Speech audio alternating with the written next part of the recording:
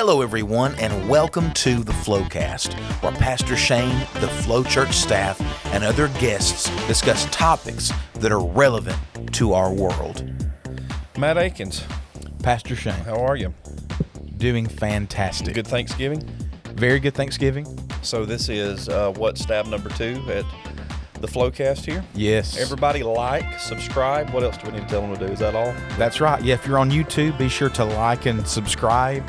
And if you're checking this out via podcast through Apple Podcasts or Spotify, also be sure to subscribe. Yeah, they're everywhere. Yeah. How do you like the holiday season as it relates to church? I like it. It's usually pretty relaxed around here. In the sense that we do things differently. We try different things musically. We kind of switch up our music lineup, and it's a great time. I wonder why Pentecostals traditionally have not liked. That's funny. I worded that funny. Have not liked traditional things. Did we put such a high premium? Beth was talking about this one day. Okay. And I'm going to be on her podcast again soon. Fantastic. We need to plug what prophetic. It's called the Practical Prophetic. And we'll plug Beth's podcast. Yeah. Pentecostals shunning all idea of anything traditional or that was too rigid, that was too, and so we put such a high premium on. I don't like that about. I think it's good to keep some traditions. I think you can keep them relevant. Yeah. And the holiday season, top of the list on all that. Of course, you've known that about me. I love that. Of course, I like this time of year. Absolutely. Weather-wise, you do not. It just depends. We've talked about this before. My whole thing with the winter and this whole time change is that it's dark so soon. I'm not a fan of the time change. I'll agree with you on that. Yeah. We had legislation that was trying to stop that. Wow. I don't know who shot that down, but we need to vote them out of office. Yeah. If that's the thing. But I do hear you on the time change thing. Yeah. It being dark so early, that's no good. I'm not a fan of that. I think we could leave the clock alone. And aside from that, I think I've gotten a little bit better through the years. You have, and I've gotten better. And we've mellowed a bunch. That's true. In our older age, I like spring and summer now. Okay. I don't like anyone who likes 100-degree heat is a lunatic. I don't care what anybody says. That's insanity to like it 100 degrees. There's just no room for that whatsoever. But I like the seasons. I'm for that. I used to be like fall and winter only. But anyway, around the church, someone asked me, said, what do you like or dislike about the holiday season around church? And there's of course there's some of those things.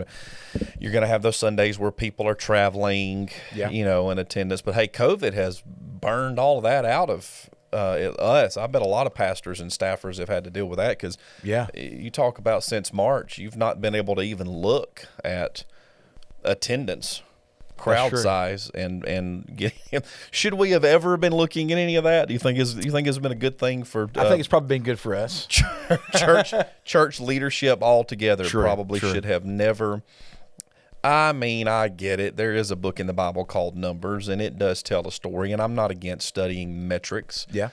On things like that. But I'll tell you, getting your affirmation from what size crowd do I see? True. When I stand up on that's gone altogether. Yeah. I hope we haven't just shifted to how many numbers are viewing or clicking or.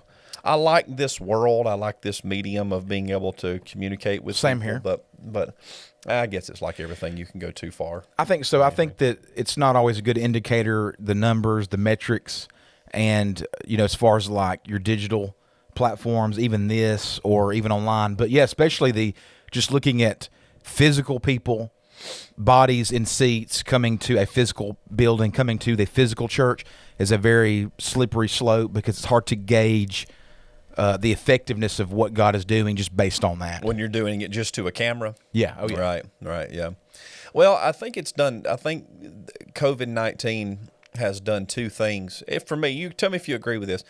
One, you go so long, either preaching or in your case singing to an empty or mostly empty room. True. And even now we're having live services, but we still have a ton of people. And I'm very fortunate because we are very fortunate because they stay in touch with us. I hear from people all the time. They're they're still interacting with the ministry, but we have a lot of people that are still, watching from home, and I respect that and appreciate that.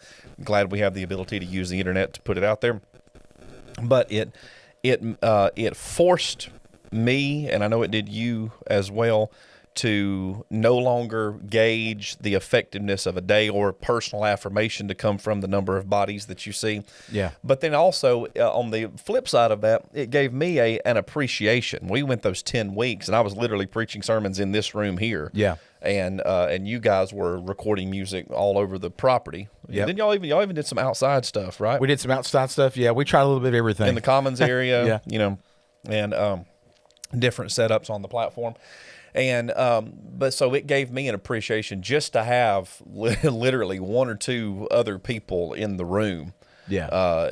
So maybe that's a good thing. Maybe that's a balancing thing that it has done. Number one, maybe hopefully it's taught us forever that ministry can't be about the number of people that you see. Exactly. Out. It can't get your affirmation from that. And but then at the same time, giving us an appreciation for just the ones that are there. Yeah. And it's been great. We've had some 9:00 services almost too full. If we've been trying to stay under that 50%, we've discussed that. Of course, here our schedule is going to shift soon with the holiday season coming up pretty soon. So, yeah, it's amazing what COVID, how many things were shifted when that took place, when it hit. We've gone through about 3 or 4 waves. Different, yeah. Just an ebb and flow of activity from March to now. So it's been a very transitional year as far as our mentality, ministry mentality, perspective. Yeah. Still doing things too. I'm appreciative of that. How do you see the next year going? I hope that in 2021 we see a resurgence of everyone coming back to the house of God, coming back to church, feeling safe, feeling like they can come back. Not just here, every church. Yeah, that's true. Every church. Friends. Yeah. Well, yeah, in general, I think that everyone understands. How can you put this? Sometimes you don't know what you have until it's gone. The old saying. Right. And I'm hoping that just the church in general, that there's an appreciation for, hey, we don't need to take this for granted. This is special. This is important. Right. This is important to our communities. It's important to our families. It's important to our society. The Bible says that we're the salt of the earth. We're the light of the world, a city set on a hill. So I'm hoping that there's just an appreciation for, hey, we're very grateful that we can come together as a group and do this. We're thankful that we have each other. So I'm hoping that. And I think for leadership, it has got to have, I think anytime you boil something down, you didn't do sports in school, but but this applies to music too. I remember when I was teaching drum lessons back in the day. Anytime no matter how complicated or complex of a system you're trying to do in sports, you play a football game and you lose the game and you come back to practice that next week and the coach is there. All right, we're just going to do basic tackling drills. Yeah. Anytime you can boil it down to just the basics. I remember I was teaching drum students, taught Colin. And we had a big elaborate drum set, but then when there would be stuff that wouldn't work, we would just pull one drum off to the side and sit down and call the rudiments. Yeah, and go through the rudiments. And I think we've done that because literally, it came down to, well, first and foremost, we have a message that we're called the gospel that we're called to share. Yeah. How do we do that? And so for weeks, the focus was just on communication, just getting the gospel out. And teaching out, just one time a week, how do we successfully do that? That's really what launched. That was the honest for this, to do this, hey, let's try to launch a podcast and see if we can get, and I've noticed we've communicated with people through this that we were not through normal church services. That's right. So there's people that we've connected with through doing this. So that helped us, boiling it down to just, number one, the church's job, just communicating the gospel clearly.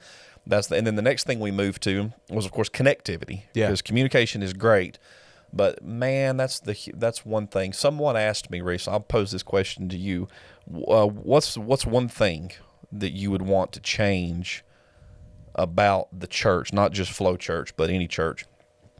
What would you want to change about? And I'll give you my answer. So why don't you think about yours? See if there's anything you want to add to this, but.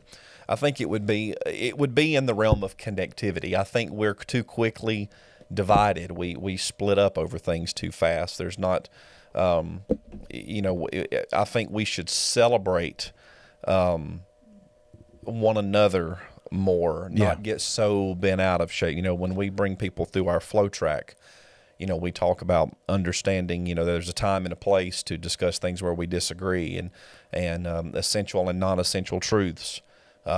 You know, how, you know, circle the wagons around the things that you agree. You know, if we can see eye to eye on Jesus, come on, other stuff we can work out. Absolutely. You know, and I mean, that can be minor stuff from just what kind of music you like to major stuff like, do you believe in a rapture or speaking in tongues or any of those, you know, I mean, I know my preferences and I know what I believe. Come on. I know why I believe it, but I think we're too divided. I would want to see more and I think the answer to that is celebration, connectivity, understanding there's something great when two people who are different come together under one banner. And you know, and I just think, you know, that's been a journey I have been on, and that's what I would change. I would celebrate.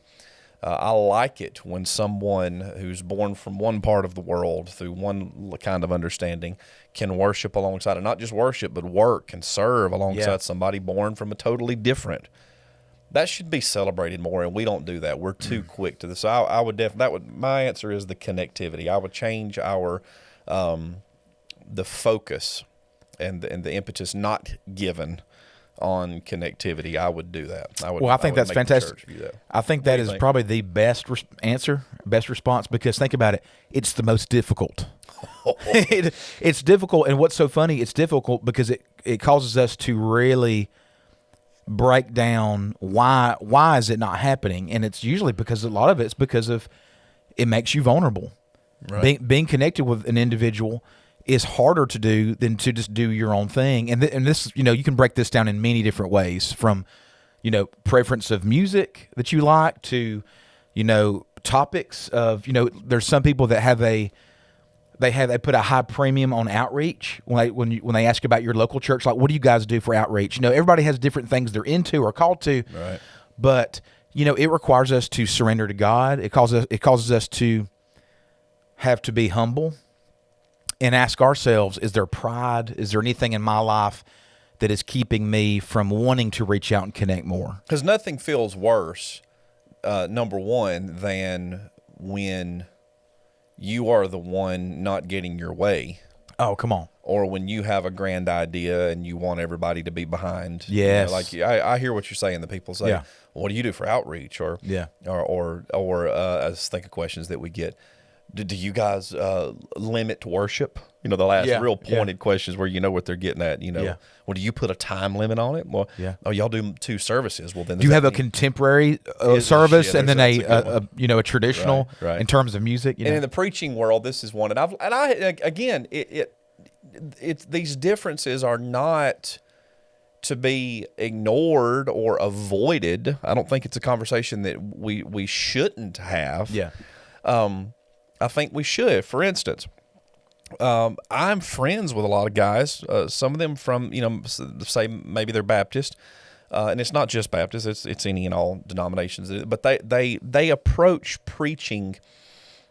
When I preach, of course, people can make fun of me all day long. You know, I am looking for, you know, the life-giving word for that moment. Yeah. You know, I guess, you know, the classic, you know, a rhema word. Yeah. You know, and I know we've taken that too far, and maybe, you know, every Sunday isn't going to be a rhema word. You know, we got to have an understanding of the logos. How do you say it in Logos? Anyway. Yeah. But, you know, some guys, when they preach, it's very, very intelligent. It's a cerebral approach.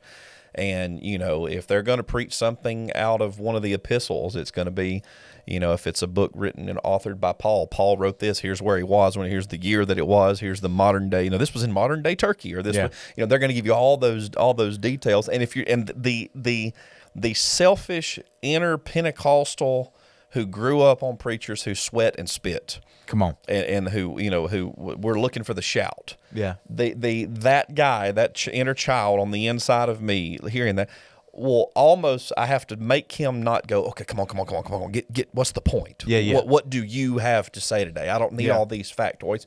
But see, that's where I think I've resisted that. there is something to be said for appreciating when that's how preachers, that's their approach. They want, and because what they're thinking is, I don't want to just give you some emotional fluff. True. Which God knows our side of the world, our side of the kingdom, has certainly been guilty. Oh, yeah, here in the South. Of that. Oh, yeah. And the Pentecostals, True. Pentecostals and Southern Pentecostal, but all Pentecostal, worldwide. We're given to too much led by the soul and calling it spirit. We just are. That's just how it is. Yeah.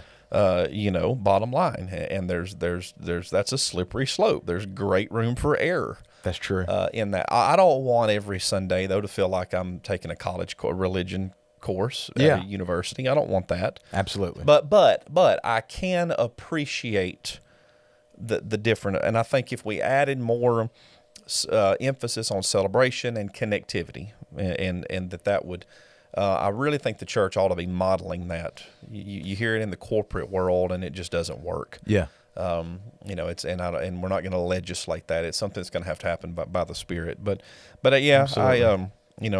Maybe some of these thoughts are coming from this year of being shut down and having more time to really think about the basics. Because that's what COVID did for me, is made me think about the absolute basics of what ministry is and what having a church, being a leader of a church. It made me really consider in the most elementary form. And even as a Christian, when you're really faced with, I had some vulnerable moments. I'll tell you this.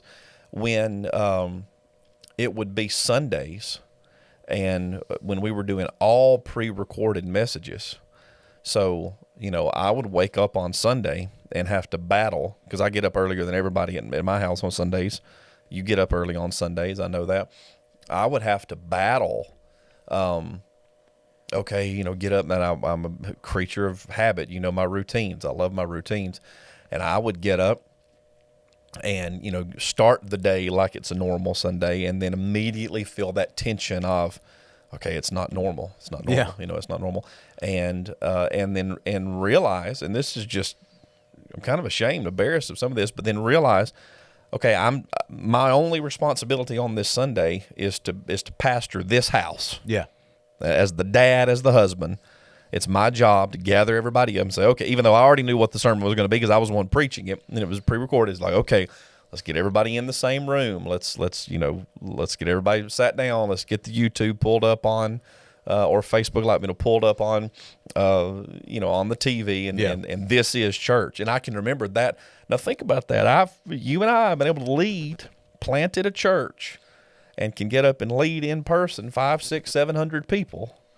But it felt awkward to try to get the 5 people of my family gathered in a living room. So come on, you talk about that boiling down to basics. It really checked me. It really did. It made me. It made me think. Because you look over and you got a kid eating a bowl of cereal during church. And is that a good thing? Is that a bad thing? Is that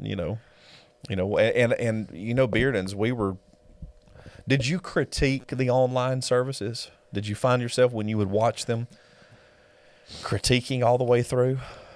What was it really like for you? Yeah, I mean, it was a mixture of, the tech side of me, the creative side of me was wanting to make sure that our stuff that it sounded good, the audio was quality, that, our camera angles and our presentation was good on the tech side. And then also, yes, on the worship, like the genuine, we are worshiping. We're not just putting on a show, but we are literally leading worship. Is that there? And making sure that didn't feel awkward. Right. Yeah, it was different for sure. And I guess some of that's being a church our size. Yeah, we don't have a big. We didn't have and still don't really a big, television production. Thing. If we were twice the size we are, or 2 or 3 times the size that we are, I guess that would have felt more organic and felt more natural. But I'll tell you, there's nothing that would feel better than when we would be sitting there. And I'm not going to say it was easy. It wasn't easy. It did take some focus, and I did have that moment of having to work through. Come on, you can get up and lead. Visitors, strangers in some cases. You can lead them in a service, but how can you lead? Can you lead your family? And of course, all of our kids are old enough to understand a lot of the tech side of it too. And my oldest is on the praise team, so that she was given to that as well. But nothing is better than sitting there watching a sermon together with your even when it's you preaching. That must have been very interesting. But hearing the kids say, "That's a good point," that felt great. Yeah, that must have been very unique for you as well. I mean, once again, a Sunday morning, you're not driving to church. It's pre-recorded. Yeah, you're in sweatpants. Yeah, you're drinking coffee. You've got cereal on the table beside you. It was odd, but in a way, and I felt bad. I didn't want to say this at the time because so many people were complaining about how awful the shutdown was. But listen, I'm one that there's only so much complaining you can do. That's true. I'm a person who realizes I'm a pragmatist through and through. You know that about me. We've worked together long enough for you to know that. There's a time and a place to air your grievances, but once you realize it's not doing any good, find a spot, start looking for something else. So I just thought, well, okay. Of course, we rarely get a Sunday to just be in church, so it was a close.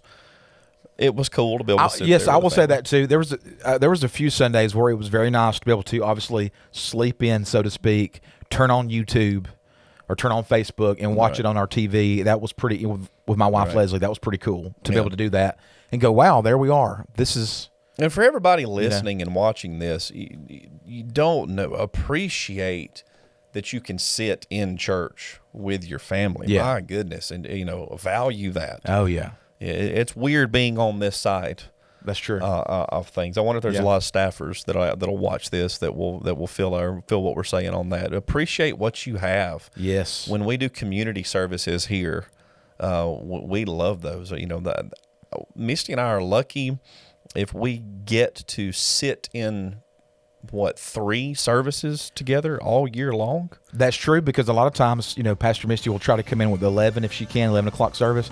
And Leslie, my wife, is usually doing nursery. So, oh yeah. So just being able to sit with your family. That's a very rare thing. Quality time for, 30, 45 minutes, however long. Makes me mad if people take it for granted. Now that I think about it. Why aren't you dancing and shouting? Yeah. Why aren't you swinging your purse over your head? Every single time. Man, I love Pentecostal church. I still love it. So do I. Still who I am, man. Yeah, same here. I appreciate my non-Pentecostal brothers and sisters. True. Spoken to a few of them today, but I still love good Pentecostal church. That's absolutely. That's for sure.